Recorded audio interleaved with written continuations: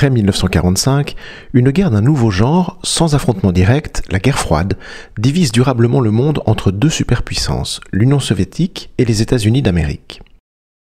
Défendant chacun leur idéologie, les deux grands se vouent une concurrence sans merci, entraînant dans la guerre ou l'instabilité de nombreuses régions du monde. Évidemment, chaque camp se considère comme supérieur à l'autre, ou veut se considérer.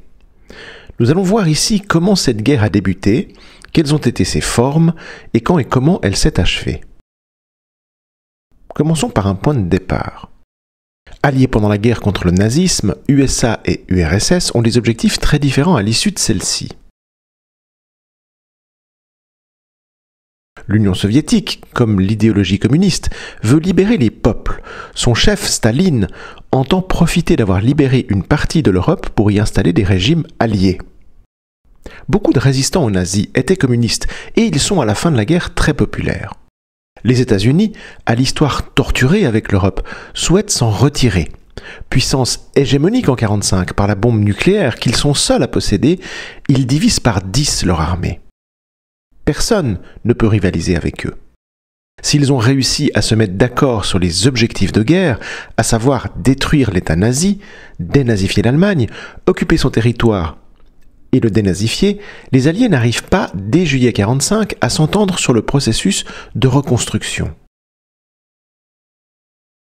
Alors que les communistes prennent le pouvoir en Pologne et en Hongrie, l'ancien Premier ministre anglais Churchill affirme lors d'un discours à l'université américaine de Fulton en mars 1946 « Un rideau de fer est tombé à travers l'Europe ».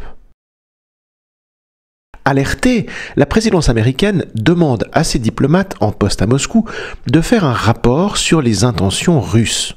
Ils sont inquiets des déclarations de Churchill et ce qu'ils observent sur le terrain. En 3 jours, le rapport est envoyé à Washington et il est alarmant. C'est le rapport Kennan. Secret d'abord, puis rendu public. Le rapport dresse un tableau détaillé et sombre de la politique étrangère menée par les soviétiques. On y trouve les idées suivantes. L'URSS veut diffuser le communisme et pense que les démocraties libérales vont s'écrouler, qu'elles portent en elles les germes de leur propre destruction. L'URSS ne veut pas l'affrontement direct, dit le rapport, mais tentera partout de précipiter cet effondrement, quitte à se retirer d'un affrontement pour essayer ailleurs.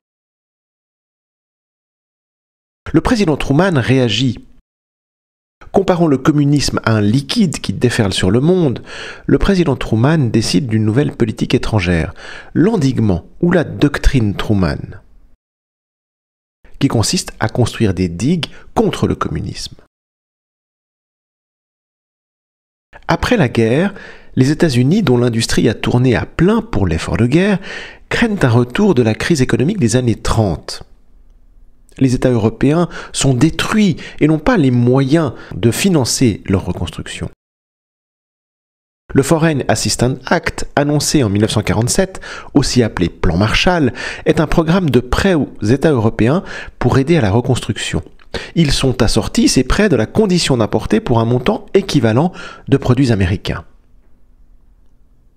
La Pologne se montre intéressée, mais elle est bloquée par Staline. En fin de compte, le plan Marshall, qui déverse en 4 ans 13 milliards de dollars pour reconstruire l'Europe, devient le premier outil de l'endiguement, et donc de la guerre froide. Alors que l'Allemagne est divisée en 4 zones, chacune occupée et administrée par un des alliés, occidentaux et russes ne parviennent pas à s'entendre. Voici la carte. On y voit la zone soviétique à l'est, territoire libéré par l'armée rouge, et les zones occidentales à l'ouest. Berlin est enclavé à l'intérieur de la zone soviétique. Face au désaccord, États-Unis et Angleterre unissent leur zone, bientôt rejointe par la France. Ils décident, sans l'URSS, de la création d'une monnaie allemande indépendante. Ils souhaitaient que l'Allemagne recouvre son indépendance financière. Mais Staline le voit comme une provocation car le marque créé peut arriver, être utilisé à Berlin-Est. Il décide de bloquer les frontières. Cette tentative d'étouffement de Berlin-Ouest, enclavée dans la zone soviétique, provoque une réaction immédiate. un pont aérien est mis en place pour ravitailler Berlin-Ouest, une opération colossale pour une ville de 3 millions d'habitants. Cette réaction américaine est dictée par la doctrine Truman et elle est forte. Le pont aérien transporte tout ce dont Berlin a besoin, nourriture, charbon, habillement, etc. Cette opération va avoir un effet que Staline n'avait pas prévu. Les Alliés, vus alors par les Allemands comme responsables de la destruction du pays, voient leur image se modifier. Ils les voient comme des personnes qui les sauvent de Staline et de l'arrivée du communisme. Après 10 mois et 18 jours de blocus, Staline, voyant la partie perdue et la population de Berlin réconciliée avec les Américains, met fin au blocus. C'était le premier affrontement de la guerre froide. Le deuxième, c'est la guerre de Corée. En 1945, la Corée, ex-colonie japonaise, est répartie entre l'URSS et les USA, de part et d'autre du 38e parallèle. Au nord, le résistant communiste Kim Il-sung prend le pouvoir. Au sud, un ancien politicien coréen ayant vécu aux États-Unis, Syngman Rhee, prend le pouvoir. Chacun entend réunir la Corée. Par la force s'il le faut, selon Kim Il-sung. Il demande donc l'autorisation à Staline, qui la refuse en 1947.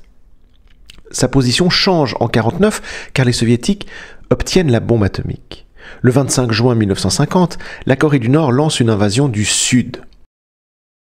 Les États-Unis réagissent immédiatement et saisissent le Conseil de sécurité de l'ONU.